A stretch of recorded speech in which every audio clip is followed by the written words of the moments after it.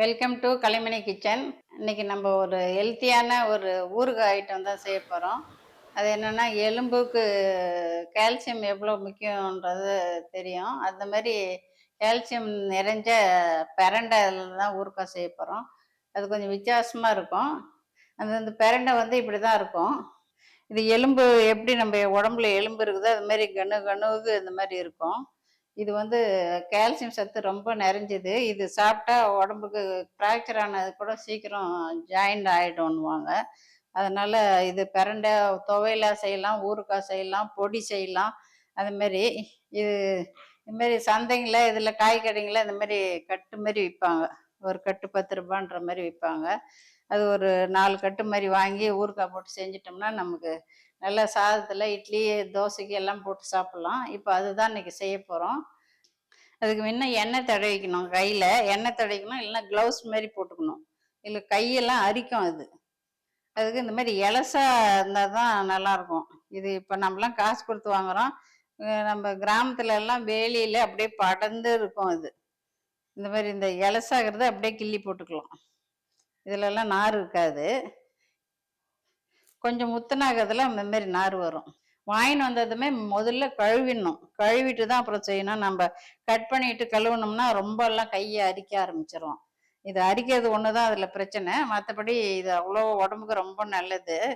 இது நார் எடுத்துட்டு இது அப்படியே போட்டோம்னா நார் நீட் நீட்டாக அப்படியே இருக்கும். அதனால நம்ம துண்டு துண்டாக இந்த மாதிரி கட் பண்ணிக்கணும்.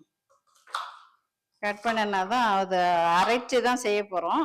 அது அரை போடுறோம். இல்லைன்னா நார் நாராக வாயை சாப்பிடும்போது வாயில் தட்டு போடுறோம். அந்த மாதிரி சின்ன சின்னதாக அந்த மாதிரி பொடி பொடியாக கட் பண்ணிக்கணும்.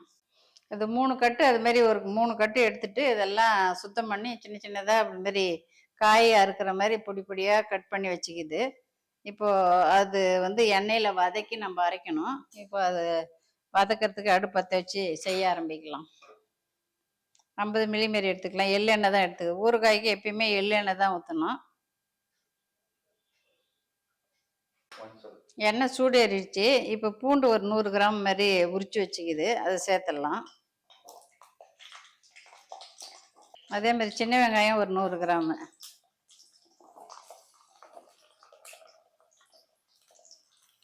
இது நல்லா எண்ணெயில் வதக்கிடணும். இது பாதி வதங்கிடுச்சு. இந்த சமயத்தில் நம்ம மிளகா ஒரு 100 கிராம் மாதிரி சேர்த்துக்கலாம்.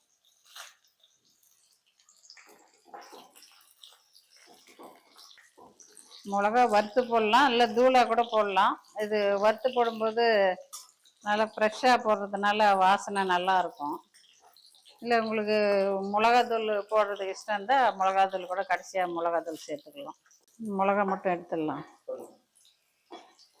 மிளகா மட்டும் எடுத்துடுறோம். அப்புறம் இது கருகி போயிடும். இதையும் எடுத்துடலாம்.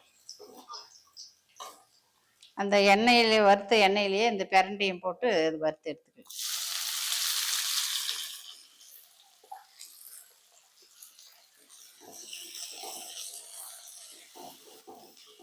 நல்லா சுருளை வதங்கணும், இல்லைன்னா நாக்கெல்லாம் அரிக்க ஆரம்பிச்சிடும்.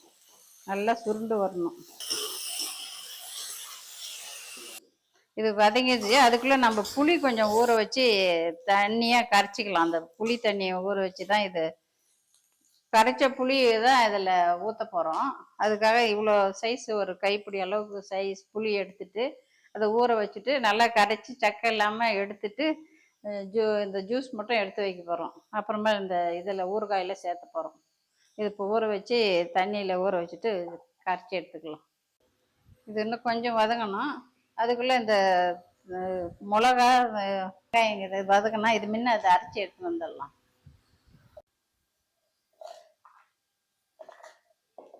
முன்ன மிளகாயை தனியாக ஓட்டிடலாம். அப்புறமா அது பூண்டும் வெங்காயத்தையும் சேர்த்துக்கலாம்.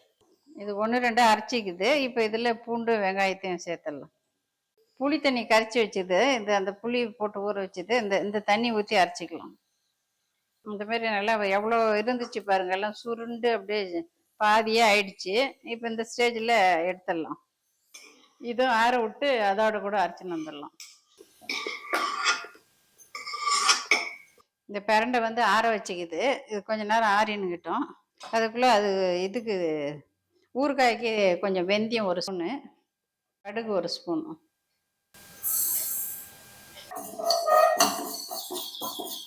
லேசாக வாசனை வர்ற வரையும் இருக்கும். அந்த கடுகு வெடிக்க ஆரம்பிக்கும். அந்த சமயத்தில் எடுத்துடணும். வெந்தயம் ரொம்ப வதங்கன்னா வறுபட்டா கசப்பாயிடும்.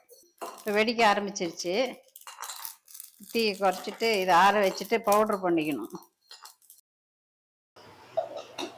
மிளகா, வெங்காயம், பூண்டு அரைச்சது இதோட கூட இந்த பிரண்டை வதக்கினதை சேர்த்துடலாம்.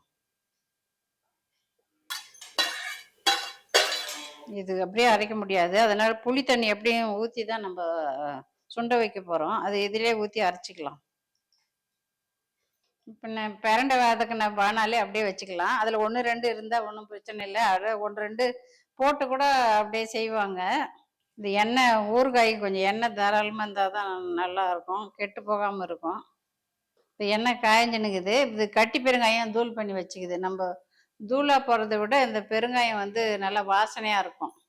கட்டி பெருங்காயம்னு சொல்கிறது. இல்லைன்னா நீங்கள் பேக்கெட்டில் இருக்கிற தூள் பெருங்காயம் கூட போட்டுக்கலாம். இது எண்ணெயிலே போட்டால் நல்லா பொரிஞ்சு வந்துடும். இப்போ அந்த இதுலேயே இந்த அரைச்ச விழுதை சேர்த்துடலாம்.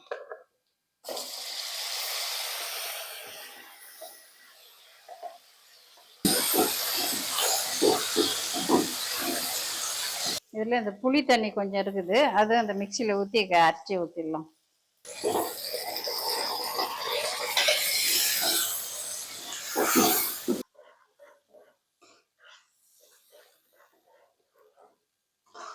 இது அப்படியே எண்ணெயிலே சுருண்டு தண்ணியெல்லாம் வற்றி சுருண்டு கெட்டியாக வரணும். அது வரையும் இதை அடுப்பில் ஸ்லோ ஃபயரில் வச்சுருக்கணும். இப்போ இதுக்கு தேவையான உப்பு போட்டுக்கலாம். மிளகா கொஞ்சம் நிறைய போட்டுக்கிறதுனால உப்பு நிறைய இருந்தால் தான் ஊறுகாய் கெடாமல் இருக்கும்.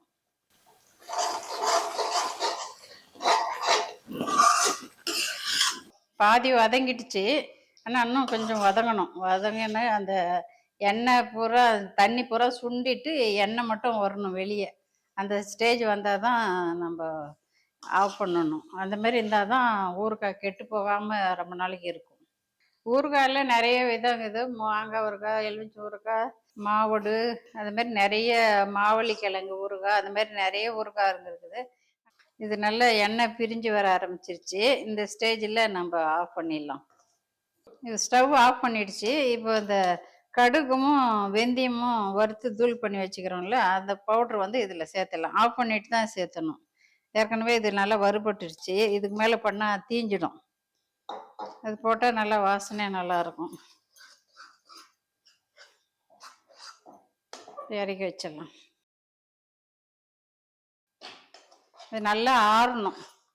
ஆறின பின்னால ஒரு கண்ணாடி பாட்டில் எடுத்து பிரண்டை ஊறுகாய் ரெடி ஆயிடுச்சு. நல்லா அவ்வளோ கட் பண்ணி எவ்வளோ இருந்துச்சு பாருங்கள். ஒரு கிண்ணம் நிறைய இருந்துச்சு. ஆனால் வதங்கி இதெல்லாம் வரும்போது கொஞ்சம் தான் இருக்குது. இது சாதத்தில் கொஞ்சம் வச்சுருக்குறோம். இது சும்மா கொஞ்சம் போட்டால் போதும். சாதத்தில் அப்படி நல்லா பிரச்சனை காரசாரமாக நல்லாயிருக்கும். இது குழம்பு, ரசம், அதுமாரி சாதத்துக்கு சைட் டிஷ்ஷாகவும் வச்சுக்கலாம். தயிர் சாதத்துக்கு, இட்லி, தோசைக்கு, சப்பாத்திக்கு எல்லாத்துக்குமே இது ஒத்து போகும். நல்லா காரசாரமாக நல்லாயிருக்கும். இது எங்கள் பெரிய மருமக வித்யா அவங்க கேட்டாங்க. அவங்களுக்கு ரொம்ப பிடிக்கும் இது. இது எப்படி செய்கிறதுன்றது எனக்கு வீடியோவாக ஒன்று வேணும்னு கேட்டாங்க. அதனால் அவங்களுக்காக தான் இது ஸ்பெஷலாக பண்ணியிருக்குது. வித்யா, நீ கேட்டது போட்டோம்மா. இது கொஞ்சமாக நமக்கு சாதத்தில் சும்மா கொஞ்சம் போட்டாவே நிறைய சாதம் பிசைஞ்சு சாப்பிட்லாம். அதுமாரி நீங்களும் செஞ்சு பாருங்கள். இது உடம்புக்கு ரொம்ப நல்லது கூட. இன்னொரு வீடியோவில் பார்க்கலாம். பை.